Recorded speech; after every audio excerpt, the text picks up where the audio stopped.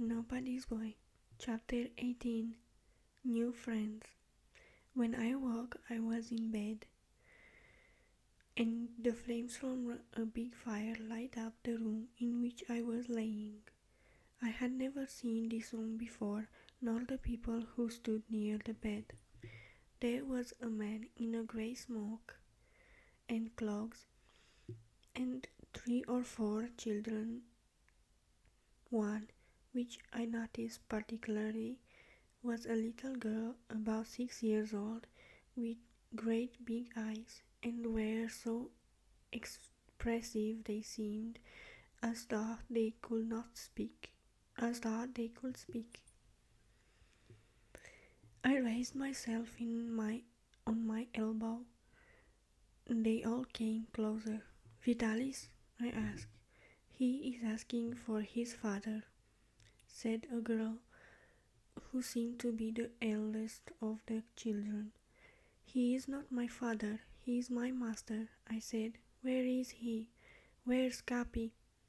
If Vitalis had been my father, they perhaps would have broken the news to me gently, but as he was only my master, they thought that they could tell me the truth at once.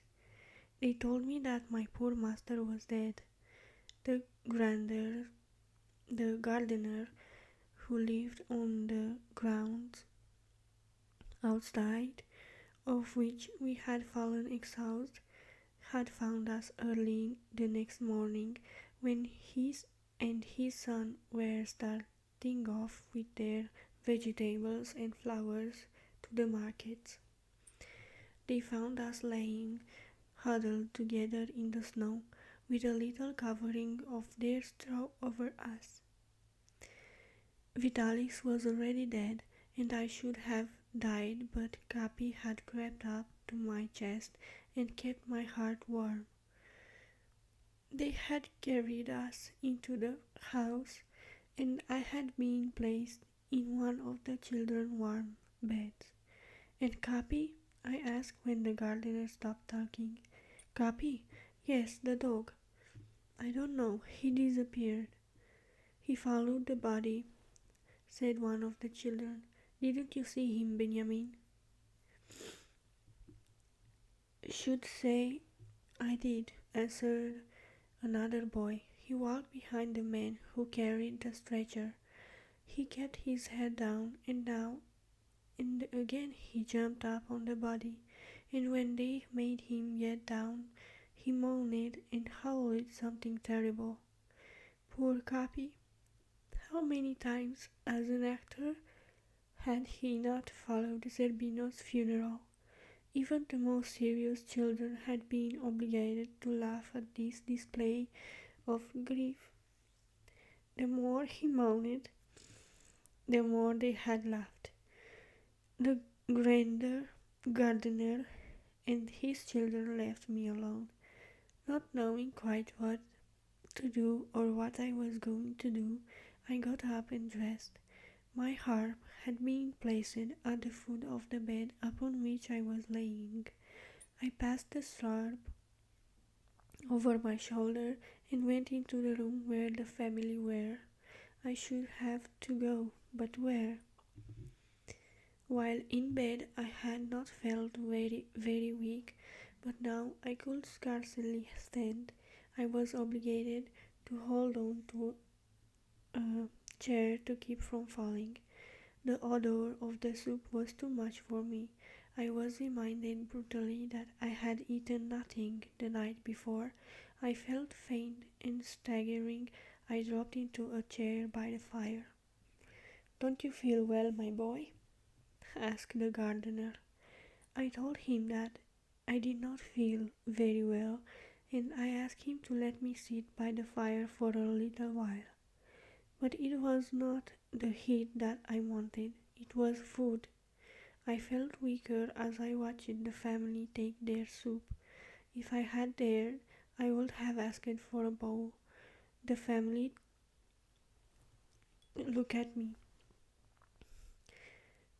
But Vitalis had taught me not to beg.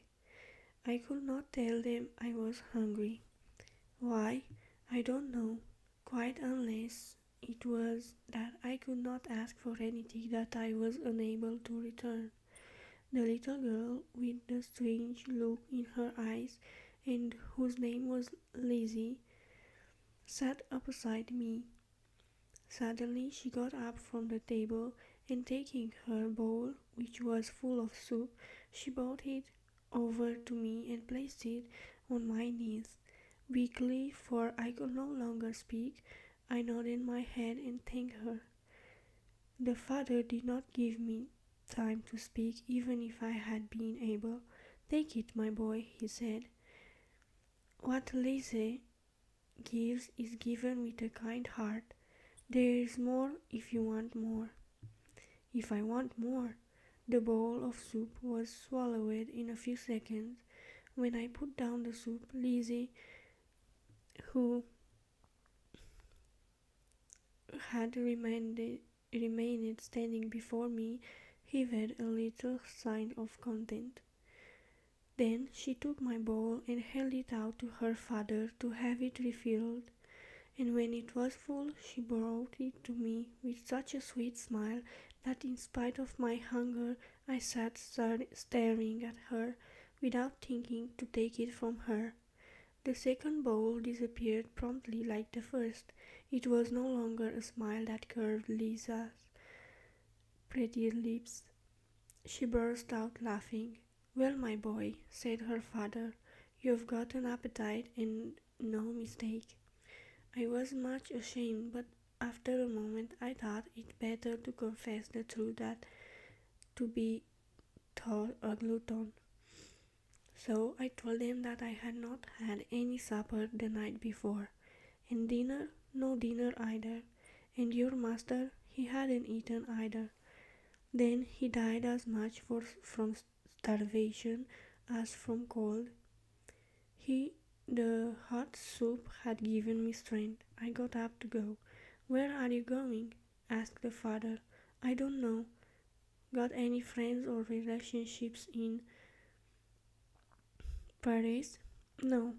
"Where do you live?" "We hadn't any home. We only got the city yesterday." "What are you going to do then?" "Play my harp and get a little money." "In Paris? You had better return to your parents in the country where they live." "I haven't any parents. My master bought me from my foster parents." "You have been good to me, and I thank you with all my heart, and if you like I will come back here on Sunday and play my harp while you dance." While speaking I had walked towards the door, but I had only taken a few steps before Liz, who followed me, took my hand and pointed to my harp. "You want me to play now?" I asked, smiling at her. She nodded and clapped her hands. Although I had no heart to play, I played my prettiest waltz for this little girl. At first she listened with her big, beautiful eyes fixed on me, then she began to keep time with her feet, and very soon was dancing gaily round the kitchen, while her brothers and sister watched her. Her father was delighted. When the waltz was finished, the child came and made me a pretty courtesy. I would have played for her all day, but the father thought she had danced enough, so instead I sang the Napolitan song that Vitalis had taught me. Lise stood opposite me, moving her lips as though repeating the words. Then, suddenly, she turned round and threw herself into her father's arms, crying. "That's enough music," said the father. "Isn't she a silly?" said the brother named Benjamin, scoffingly. "First she dances, and then she cries." "She's not so silly as you," retorted the elder sister, leaning over the little one affectionately. "She understands." While Lise cried on her father's knee, I again strapped my harp to my shoulder and made for the door. Where are you going?" asked the gardener. "Wouldn't you like to stay here and work? It won't be an easy life. You'll have to get up very early in the morning and work hard all day, but you may be sure that you won't have to go through what you did last night. You will have a bed and food, and you will have the satisfaction of knowing that you have earned it. And if you are a good boy, which I think you are, you will be one of the family." Lise turned around and, through her tears, she looked at me and smiled. I could hardly believe what I heard. I just stared at the gardener. Then Lise jumped off her father's knee and came up and took my hand. "Well, what do you say, boy?" asked the father. "A family. I should have a family. I should not be alone." The man I had lived for several years, who had been almost a father to me, was dead, and dear, good Capi, my companion and friend, who I loved so much, was lost. I had thought that all was over for me, and here was this good man offering to take me into his family. Life would begin again for me. He said he offered me food and lodging, but what meant more to me was this home life which would be mine also. These boys would be my brothers. This pretty little Lise would be my sister. I will no longer be nobody's boy. In my childish dreams, I had more than once thought I might find my father and mother, but I had never thought that I should have brothers and sisters. And this was what was being offered to me. I quickly slipped the star on my harp from off my shoulders. "There's his reply," said the father, laughing. "I can see by your face how pleased you are. No need for you to say anything. Hang your harp up there on the wall, and when you get tired of us, you may take it down and go on your way again. But you must do like the swallows. Choose your season to start on your flight. Don't go off on the depth of winter." My new family consisted of the father, whose name was Pierre Akin, two boys, Alexis and Benjamin, and two girls, Etiennette and the elder, and Lise, the youngest of the family. Lise was dumb. She was not born dumb, but just before her fourth birthday, through an illness, she had lost the power of speech. This affliction, fortunately, had not impaired her intelligence. Quite the contrary, her intelligence was developed to an extraordinary degree. She seemed to understand everything, and her sweet, pretty ways made her adored by the family. Since the mother had died, Etiennette had been mother to the family. She had left school early to stay at home to cook and sew and clean the house for her father and brothers. They had quite forgotten that she was the daughter, the sister. They were so accustomed to seeing her doing the work of a servant, for seldom went out and was never angry. Carrying Lise in her arms, dragging Benny by the hand, getting up at daybreak to get her father's breakfast, going to bed late after washing the dishes, she had not time to be a child. At 14 years, her face was serious and sad. It was not the face of a little girl. 5 minutes after I had hung my harp on the wall, I was telling them all what had happened the night before, how we had hoped to sleep on the race course, when I heard scratching on the door which opened onto the garden. Then there was a plaintive whine. "Capi, Capi!" I cried, jumping up quickly. But Lisa was before me. She had already opened the door. Capi sprang upon me. I took him in my arms with little howls of joy, and his whole body trembling. He licked my face. "And Capi?" I asked. My question was understood. "Well, Capi will remain with you, of course," said the father. As though he knew what he were saying, the dog jumped to the ground, and putting his paws right on his heart, he bowed. It made the children laugh, especially Lise, and to amuse them I wanted Capi to perform some of his tricks, but he had no wish to obey me. He jumped on my knee and commenced to lick my face. Then he sprang down and began to drag me by the sleeve of my coat. "He wants me to go out, to take you to your master." The police, who had taken Vitalis away, had said that they wished to question me when I was better. It was very uncertain as to when they would come, and I was anxious to have news. Perhaps Vitalis was not dead, and they had thought. Perhaps there was still a spark of life left in my master's body. Upon seeing my anxiety, Monsieur Aquin offered to take me to the police station. When we arrived there, I was questioned at length, but I would give no information until they had declared that poor Vitalis was really dead.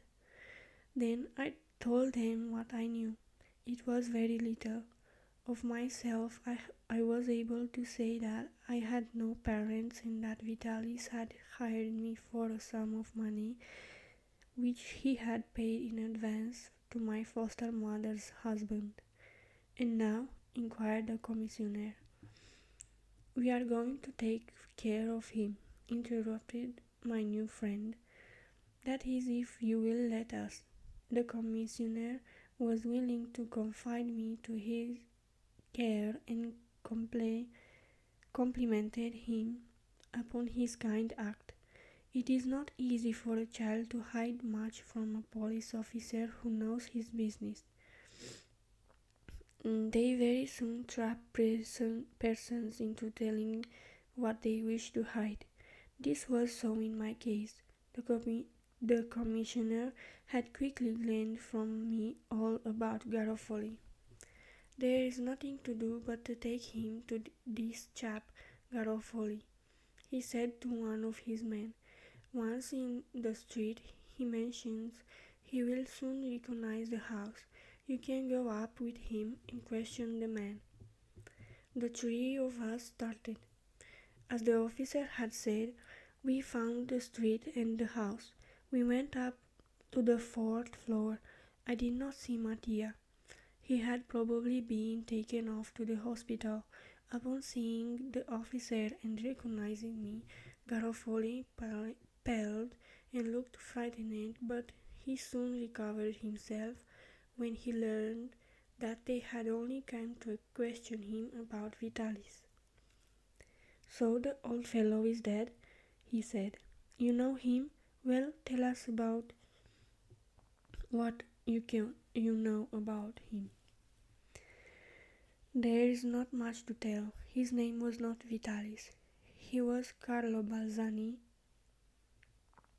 and if you had lived 35 or 40 years ago in Italy, that name alone would tell you all you want to know.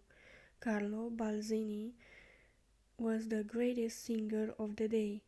He sang in Naples, Rome, Milan, Venice, Florence, London, and Paris. Then came the time when he lost his magnificent voice, and as he could not be the greatest of the singers, he would not dim his fame by singing on cheaper stages unworthy of his great reputation. Instead, he preferred to hide himself from the world and from all who had known him in his triumph. Yet he had to live. He tried several professions but could not succeed. Then finally he took a training dogs. But in his poverty he was still very proud, and he would have died of shame if the public could have known that the brilliant Carlo Balzani had sunk to the depths he had. It was just a matter of chance that I learned his secret. Poor Carlo Balzani, dear, dear Vitalis,